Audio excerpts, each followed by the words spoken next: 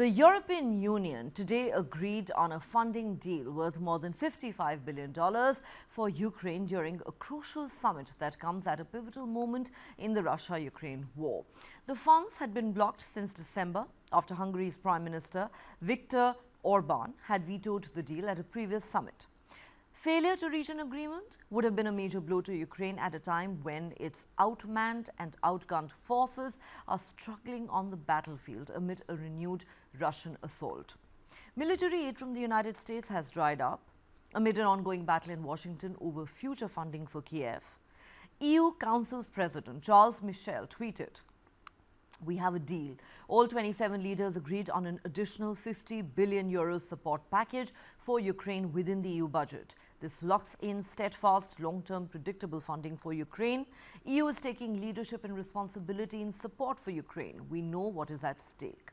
Ukrainian President Volodymyr Zelensky gave his backing to the decision after it was announced. He tweeted, "Grateful to Charles Michel and EU leaders for establishing the €50 billion Ukraine facility for 2024 to 2027. It is very important that the decision was made by all 27 leaders, which once again proves strong EU unity.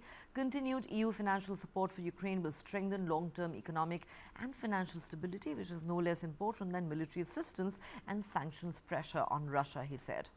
A senior European diplomat said the deal agreed between the bloc's 27 members would require a yearly discussion and a review in 2 years if needed. They explained that this language was crucial because it didn't give Orban a blanket veto later down the line. Orban had held up the deal on the grounds that he did not want the funds to come from the EU budget, meaning funds would be taken from EU member states and sent to Ukraine. He also said Hungary could only agree to sending the money if there was an annual review. Now, critics of Orban were quick to accuse him of blocking the deal because the European Union is currently withholding funds due to Hungary breaching rule of law requirements. Orban and members of his government have repeatedly denied that there is any connection between the two or that they have breached EU rules.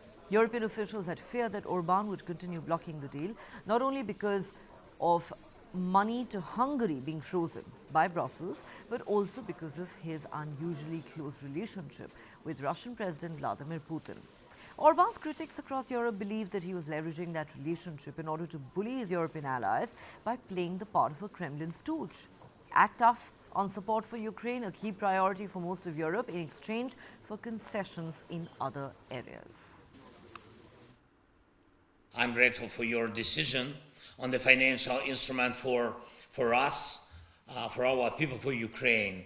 Ukraine facility with €50 billion for a 4-year period. This is a clear signal that Ukraine will withstand and that Europe will withstand. It is also really important that this decision was taken unanimously by all of you, all 27 member states, and it is yet another clear sign of your strong unity and support of Ukraine.